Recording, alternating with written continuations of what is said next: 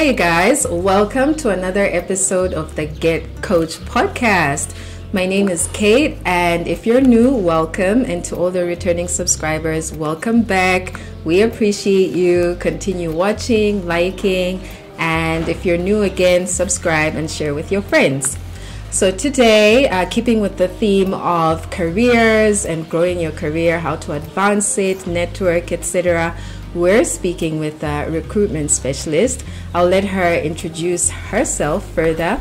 We're speaking to Ms Thereza Kasigara today about how to make your resume stand out, because the first point in getting in front of that recruitment panel, the interview panel, is the recruitment manager. So pay attention, take some notes, and let's jump into it.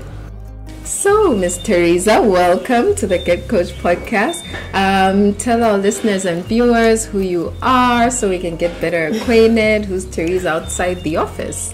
Hi everyone. So this is actually not my favorite question when people ask you to tell you about themselves, because for a split second you kind of forget. You're just like, who am I?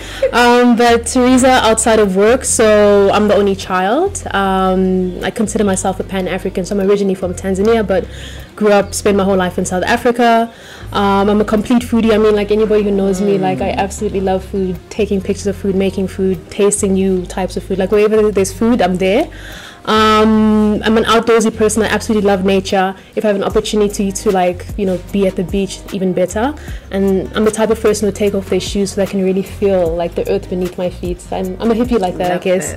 And I love the gym. I'm really into the fitness lifestyle, because I think from a balance perspective, just like the side effects from going to gym is that you physically feel better, from a mental capacity. You feel better as well, and when you look good, you feel good, you do better, you know. Agreed. Shucks, I am an auntie to many cute little bambinos. I love all my people's little babies. I love horrors, psychological thrillers, documentaries, history pieces. I love to sleep. I love relaxing. I like soft life things, I like to take things easy. I like things to flow and feel natural. So that's basically me in a nutshell. Oh, and just one more thing. I mean, in terms of how I got into this industry, I really do enjoy being in service of others, so it makes sense that I'd find myself in this space. Yeah. Amazing. Cool. Alright, so on this episode, I'd like us to focus our conversation on self-branding and tips and tricks for attracting recruiters if you're on the job market. So to kick things off, what are the key qualities and skills that make a candidate attractive to headhunters in today's job market? Okay, great. So obviously, as a job hunter, you should have a LinkedIn profile, and it's really important that you can keep your LinkedIn profile up to date. You also need to make sure that you do have a professional photo. I won't lie, I have seen some very dubious looking photos. Not that it would dissuade a recruiter from picking that candidate if they have the necessary skill set, but it's important to put your best forward and look professional, if I could say that. You don't have to go for a professional photo shoot per se. I mean, you can just get a nice clear background, have somebody take a picture of you, and we usually advise that you take it maybe from from shoulder, headshot, exactly. If you want to do a full body picture, that's great, as long as you're suited and booted for the occasion, right? Also, on top of that, in terms of attracting recruiters, make sure that, because we do live in a digital age, and we do have certain AI tools to our disposal, and certain ways that we do searches, for example, on LinkedIn. So if you're, for example, in the finance space, make sure that in your LinkedIn profile you have keywords that will help optimize our search when it comes to looking for the suitable candidate. So for example, if you're into financial modeling, make sure that you mention that into your profile, the different systems that you use, and it will make it easier for us, or for the searching tool to pick that up in your profile. And is this just for the career summary, or throughout? Make sure those keywords are coming in even in your past roles, or is it just in that that summary? Oh yes, the summary. As long as that word pops out in your summary as well as in one of your experiences, that's fine. Because at least if it pops out once, then it's good. Yeah. Okay, key. Love that. All right, cool. So keywords, be professional with your photos especially, and make sure it's up to date. Yeah. Okay. Can you provide some insights into the strategies and tactics that headhunters use to identify and approach potential clients? So I know you already mentioned the keywords. So when it comes to headhunting, something that we do is this thing called a Boolean search string. So that's where we'd be able to optimize the keyword search. We also do, so whether you work for a recruitment agency or you're a self-recruiter or you work for a headhunting firm, sometimes you might not have an access to a database, but if you do, or an application tracking system, you have a database of candidates applied for previous positions. So that's also another way that we look for candidates. Referrals also work, because if you, depending on the field that you're working in, you know other people who have similar skill sets or somebody who's in the industry who's looking, so referrals also work quite well. I think also from networking events, that's why I always love to encourage people to attend networking events, whether it be webinars, make note of who the key speaker is or who is presenting and the guests that are also participating at the seminar webinar. So okay, so networking, it always comes back to networking. It really does. And in your experience, what are some of the common mistakes that job seekers are making, not only say on their profiles, on their CVs, maybe in the screening interviews? Like, what are some of the common mistakes people are making that we can avoid so that we get approached by recruiters? All right, so I'll start from the very beginning. So from the minute you apply for a position or when a recruiter approaches you, you need to make sure that, like I mentioned before, that your LinkedIn profile is up to date, you've got all the relevant experience, and that it also reflects on your CV. Please no 13-page CVs. We don't need to read chapters. I think the mistake people make is that they feel like they need to list every single experience. We literally just need, depending on how long you've been in the job force for, the last 10 years of your work experience. Anything in 1956, if you were a carpenter, just say 1956 carpenter. Don't tell us all the things that you did, like bricklayer. Like it's really okay, So and also just make sure you have a one-page CV and a comprehensive CV. That's always useful. And with most or the agencies that I've worked for, the firms that I've worked for, we typically end up templating the candidates' CVs anyway. Because when we're sending it to the client, we want to make sure we're sending something uniform, because some people's CVs have pictures in it, some people have all sorts of colors, and we just want to make it crisp so that the client doesn't get distracted by all these funny blocks and colors and everything. Another mistake, so make sure that you're mindful of your LinkedIn profile, and making sure that your CV is not, it should be at least, I'd say a healthy number would be probably like 5 pages. For the comprehensive for the comprehensive CV. Be prompt when a recruiter reaches out to you. I know that. Don't take a day or two, because I'll be like, no, if I respond immediately, you're gonna think I'm desperate. No, let me nothing like leave that. it until tomorrow. There's nothing like that, because time is of the essence, and if you take too long, maybe we find, never mind the KPIs, but if you take too long to respond to a particular opportunity, we'll find somebody else, and that's unfortunate. Now you missed out because, I don't know, you took too long. And I know life happens, but if you are interested in the opportunity, be prompt. And if you aren't, say so as well. I guess also this falls on both parts in terms of a recruiter and a candidate ghosting each other. Because I know a lot of candidates have, like, from candidates' feedback perspective, they really appreciate when recruiters get back to them, whether they've been declined or accepted for an opportunity, because just keeping quiet, now we're in limbo for like 8 months. So it's like, so did I get that role? Did my CV ever get to the manager? So responsiveness is definitely key. Professional behavior, like how you are online and offline, should be consistent. And also make sure that you ask questions about the company and the role. And also never focus too much on compensation. I know that everybody wants to secure the bag, but you need to always look at the career from a growth perspective and see how you can enhance your own profile and the benefits of working for a particular company, and how that would actually, pivot you into a better space. So Okay, so a million questions. Yes. Starting with, I know I've asked you about this before. What's your opinion or your take on having your photo on your CV? Oh, this question, it is. Yeah, that is a tough one.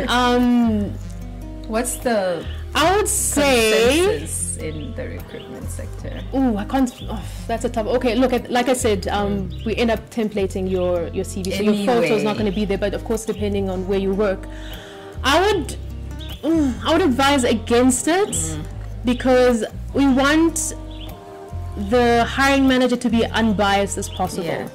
Yeah. I'm going to use a really crazy example. Like, imagine like you're applying for a particular position and you look like someone, like the hiring manager's ex-wife or something like that. They're just like, it's triggering, you know, like that's just a random example, but things like that you need to like watch out for. But of course, you know, people being people, like we always want to be professional, but we're people at the end of the day. So let's just like eliminate those anomalies. Sorry, like. Yeah, exactly. And then on the compensation, right? I feel like, I know we shouldn't focus on it, but I feel like sometimes, you know, for lack of a better description, companies are a bit stingy in compensating us, right? I feel like personally, I want to find out first, like how much is this role offering before we even, because interview process and that recruitment process takes a lot from you. Is it okay? Like obviously, if I respond to a recruiter, I've read the job spec, I've done a bit of research about the company. If it has been displayed, sometimes I know you conceal that until you've had a screening interview or whatever. Like I like to ask, like, what's the range? And it's happened to me before also, where they'll ask me what it'll take for me to move, and then I tell them, and then they ghost me. Like, just say, okay, you're outside the budget for the role. But I feel like, you know, it should be okay, like, to get that out of the way. Okay, this role is 900 to 1.2. Is that okay for you? It's like, yes, sharp. So let's carry on with the process. Yeah. Okay. Well, from my personal experience, I don't typically conceal the remuneration. Okay, but of course, the range is there. The range is there. Okay, so what I do is that when I'm screening a candidate, we'll have a discussion about the position, and of course, I would first ask them, what are your salary expectations? What is it that you would move for, right? And some of them do answer like, no, but what is the position offering? And I'm like, don't worry, I'll let you know if you're within range or out of budget, you know. So just let me know.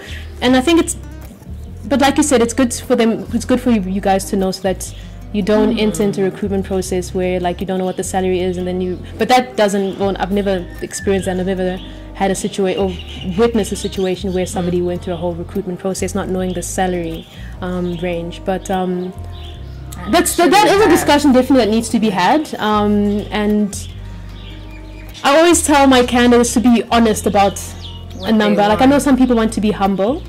Shame, I remember speaking to this. No, there's no need, especially in this economy.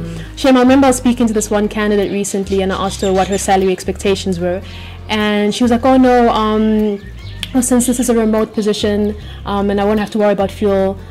She actually decreased her salary expectation, I think, by 10K. And I was like, okay, listen, honey, like, you really don't have to do that. You know your worth. And if whether the position is remote, hybrid, or full-time at the office, there's no need for you to decrease your salary expectation, you know? So always be confident in yourself, your abilities, yourself, and your skill sets, and never put yourself down. And I'm not, like, I can't speak for all organizations, but like, they will pay for the right person. So don't put yourself, and don't lock yourself in a number that you aren't happy with. Exactly. Now you're leaving 3 months later because you've gotten something better. So. Exactly. Yeah. Okay, so staying on the topic of compensation, what's your take on companies requesting for the candidate's pay slip? Like, why do that? Especially if there's a range already budgeted for the role. Why are you asking for my pay slip? Well, that's a very good question. So I have been recruiting in the international space. Okay, wait. I've been in recruitment for 6 years now, almost going on to 7. And my first and a half year of recruitment was within South Africa. And I did notice that in the South African market, but in the international market, they actually don't ask for pay slips. That's how it should be. And I really do think, maybe this is a bit of a controversial opinion, but I really feel like they should not be asking for your pay slip, because like you said, if they already have a salary range, if they already have a salary range, why are we looking at my pay slip? And the thing is, you don't know why the person's being paid what they're being paid. Maybe they took that job out of, I wouldn't say desperation, maybe they were retrenched and this was the first job that they could get, to pay the bills. So it wasn't the best. And you can't rate someone's ability and skill set on their pay slip, because I personally think the risk of sending your pay slip to an organization, so for example, let's say you've applied for a, financial analyst position, and the salary range is between, let's say it's 500,000 Rand per annum, and your current salary is 300. They've got budget for 500. They see that you're on 300, then they're going to give you 350, which is what, and I really do like advocating for candidates.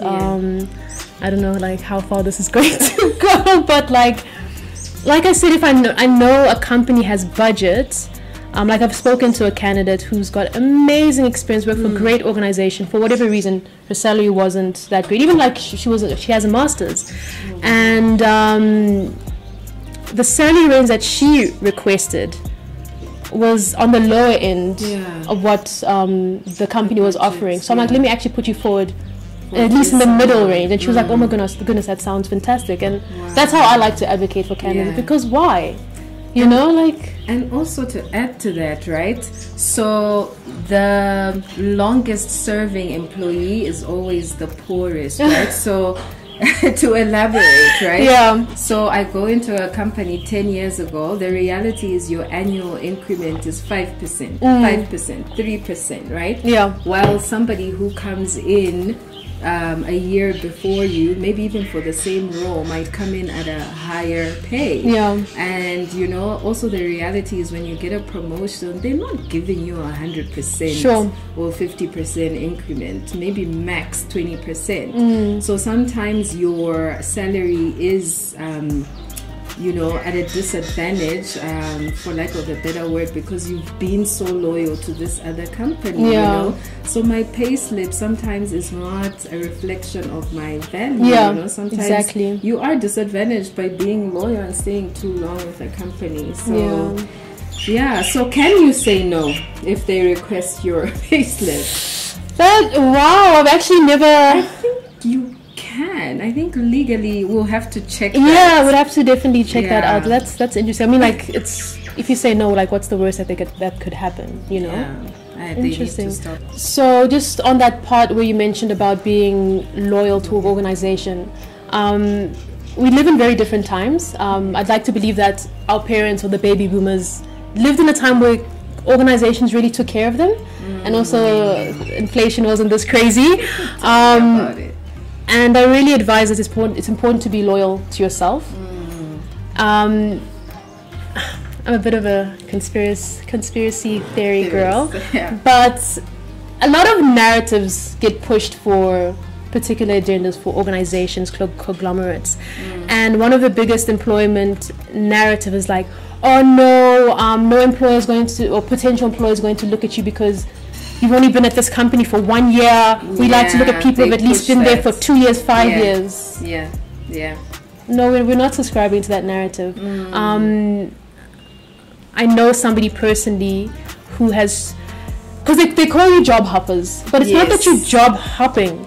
When you're leaving to another company, you're leaving to increase your experience, right? And to increase your skill set, to learn something new, so that you can become more marketable for your next role. So I know somebody personally who changed roles 3 times in 5 years, and each time she moved, I think she got a salary. The first time she got a salary increase of like 20%. The other one was 13. The other one was 25.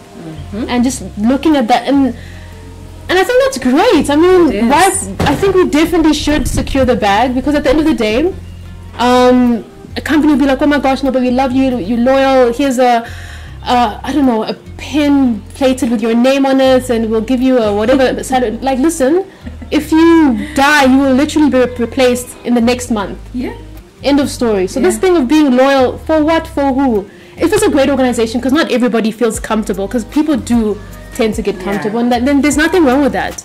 If your current salary can maintain you for the next 5-10 years, then go ahead. But if you want to do something more, if you want to be something more, take that leap.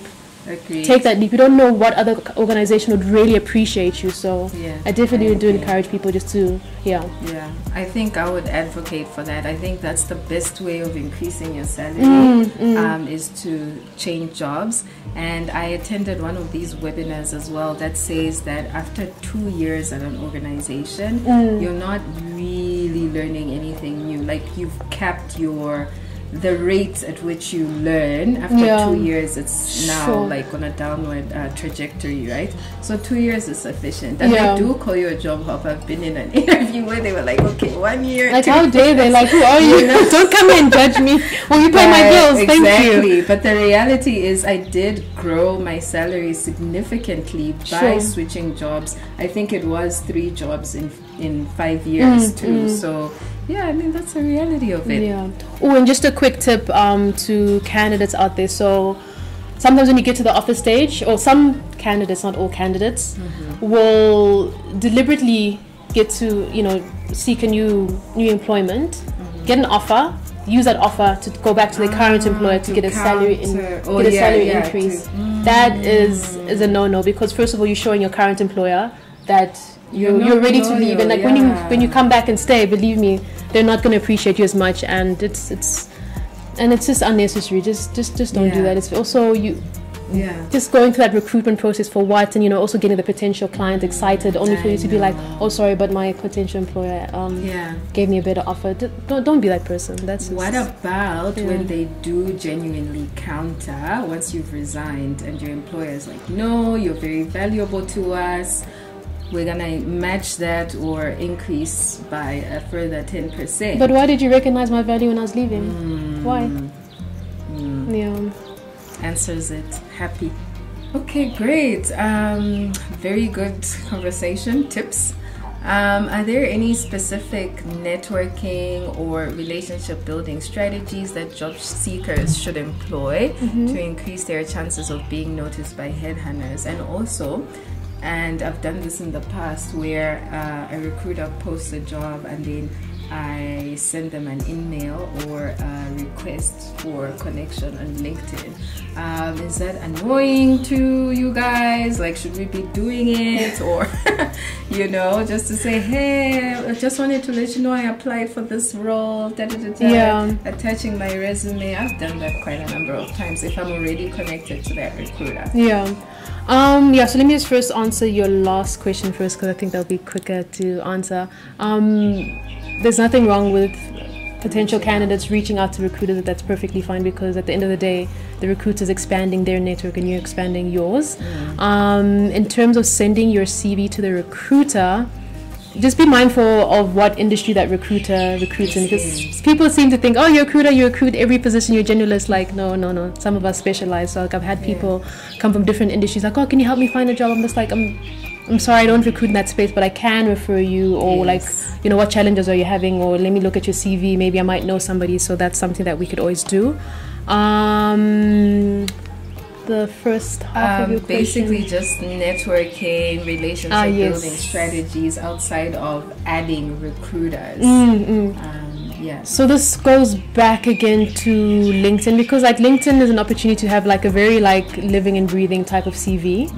So like I said, just make sure that it's up to date and connect with hiring managers. And when you connect with hiring managers, interact with their posts if they want to post, interact, make a comment. Also, you as a potential candidate for a particular role, if you've got any particular expertise or some industry insights that you'd like to share, post that as well, so potential hiring managers, recruiters will see that and be like, this person's actually, they've got something, like let me reach out to them.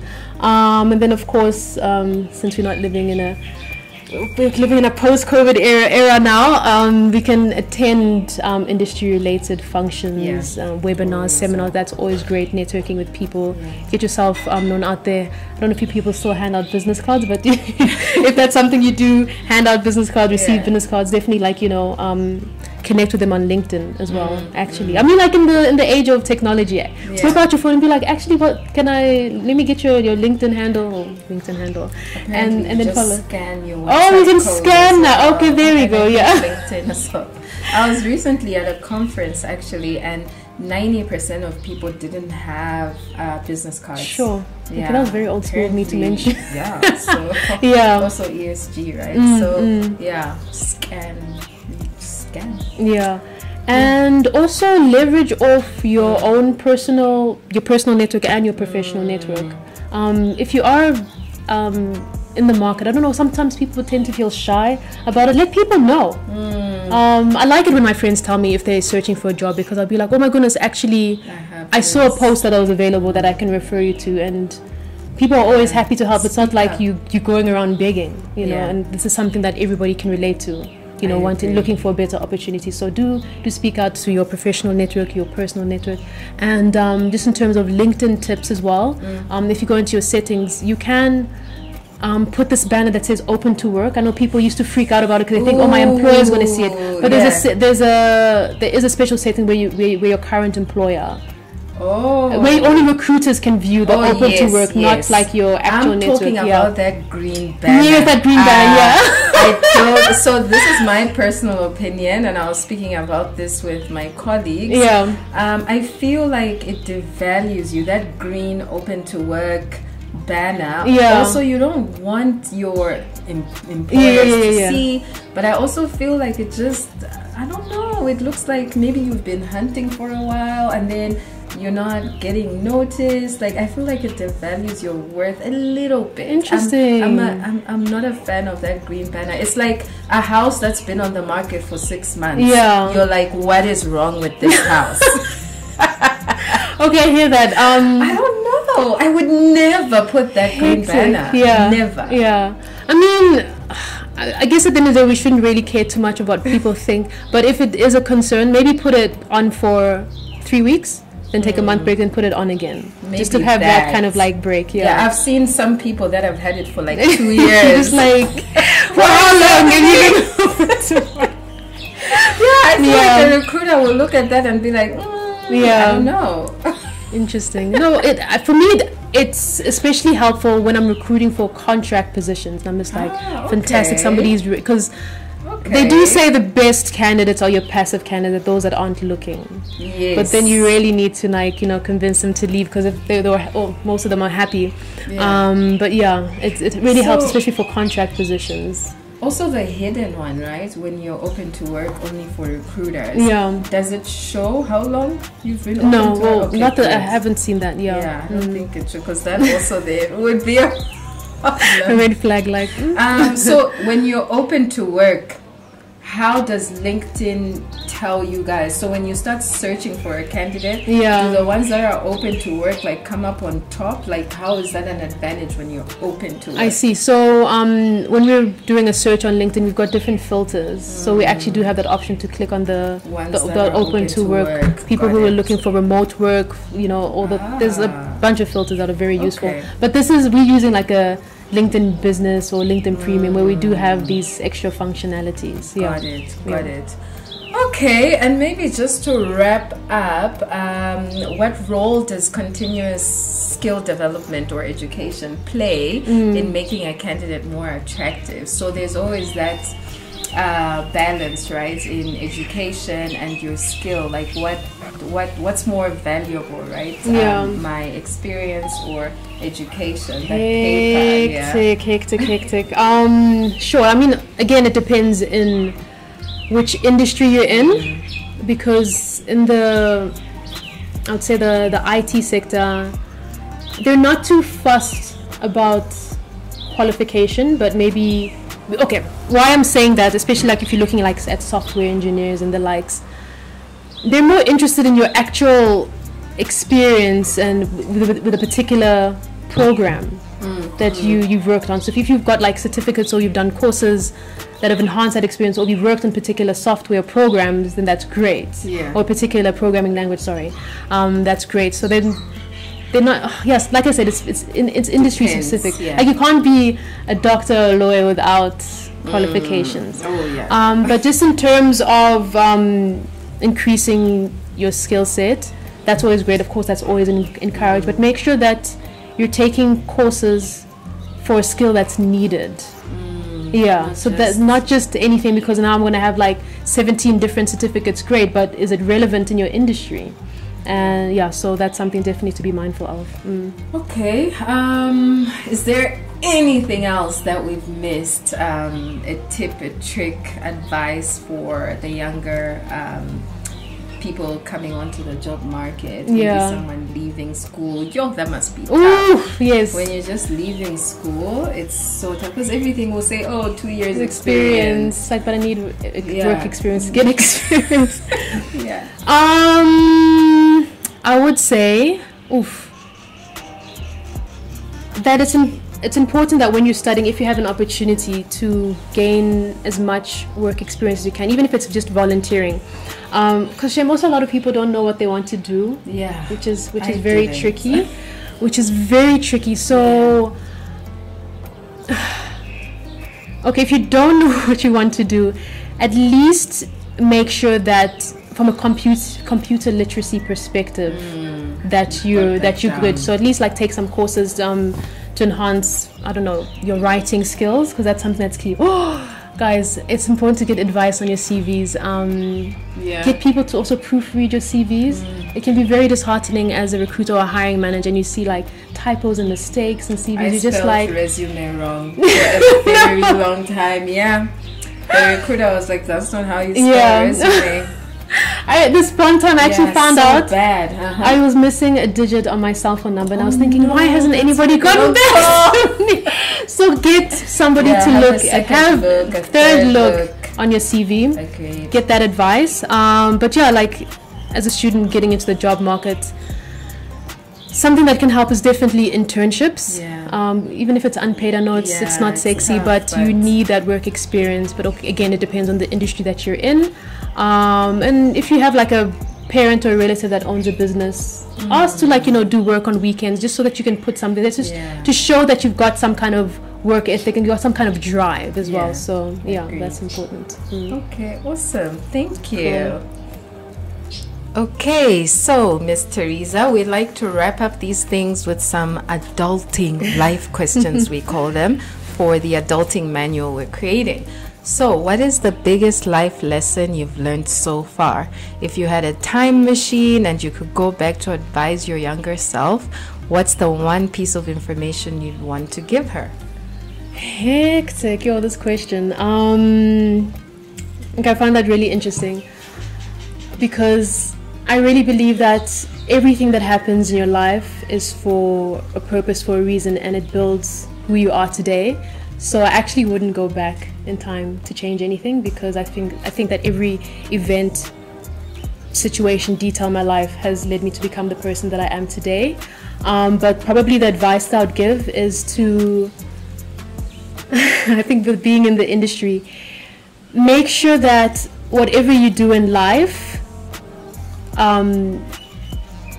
allows you to shine as who you are.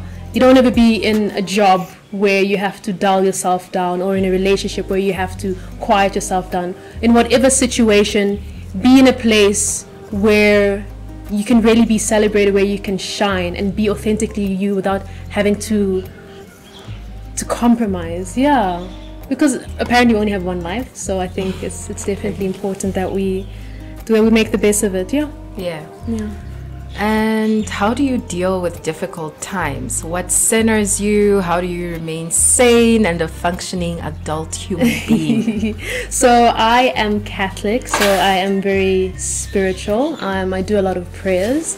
Catholics, we've got a bunch of prayer rituals. We've got rosaries, we've got novenas, we fast and everything. So that really definitely sends me, that's the first thing. So it's definitely God first, and then it's gym. Love my gym. Like I said, like gym has got like a multi-purpose effect. Not only does it like improve your mobility and everything, but from a mental perspective as well, it does sense and just brings everything into perspective, because it's just you and the treadmill, you and the weights, and like at that moment that's the only thing that you're really thinking about, and it gives you a moment to also just step away from whatever difficult time that you're having and when you get back, at least you'll have more clearer focus. I could say that. And then to conclude, it's a bit of a deep one. You don't have to answer. When is the last time you cried and why? Oh wow, jeepers! Am I keeping tabs? So I'm not a big crier. I'm not a crying person. But actually. I'm actually remembering. I think it was 2 days ago. No, it wasn't a movie. I actually was listening to Pumelo's podcast about parenting with God. That was deep. And it really touched me. And I found myself tearing up. So actually, like the last time I cried was 2 days ago. It was such a beautiful podcast to listen to. Yeah, it was a deep one. Okay, final one. What series are you watching on Netflix right now? What can we go and binge on? Binging. Series, Sex Education. I think that's the last thing I watched last night. Ooh, and the Beckham documentary is out. If you're a football fan or if you just love David Beckham, such a beautiful man with a beautiful wife. It's a really interesting documentary. So we're on it. Thank you. Thank you so much for having me, and thank you guys for watching and listening. Thank you, Ms Thereza, for coming to speak to us and coach us on how to make our CVs more attractive, our LinkedIn, so that we can be attractive to those recruiters. For everybody else, remember to subscribe, like, and share, and to send it to your friends so it can help them, so we can grow the community. And also remember, if you have a adulting topic or something that you can coach young adults on, please send us an email on info@getcoachpodcast.co.za or just DM us on Instagram. Our handle is on the bottom and in the description box. Have an awesome weekend. Bye.